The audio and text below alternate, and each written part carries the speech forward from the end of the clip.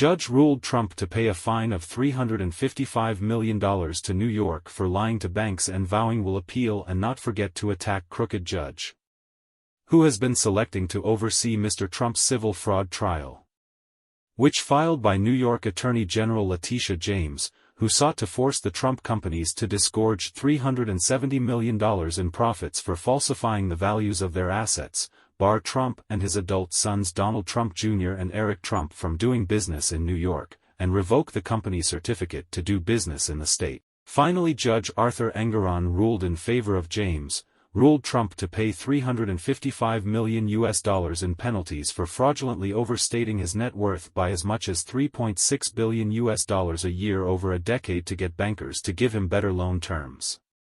The younger Trumps ordered to pay $4 million also barred the former U.S. president's adult sons from running the family firm for 2 years. New York Attorney General Letitia James had accused all 4 defendants and the Trump companies inflating property values and lying on financial statements so they could borrow large sums of money at favorable interest rates.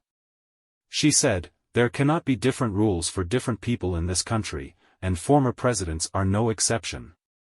Speaking at Mar-a-Lago, a crooked New York State judge just ruled that I have to pay a fine of $355 million for having built the perfect company. This is Russia, this is China. This all comes from the DOJ, it all comes out of Biden. It's a witch hunt against his political opponent, the likes of which our country has never seen before. You see it in third world countries, banana republics, but you don't see it here. So I just want to say this, we built a great company. There was no fraud.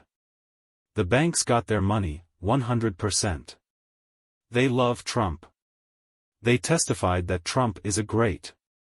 Finally, it should be noted, there were no victims. The banks did their own due diligence before lending to Trump, who paid all of the loans back, on time.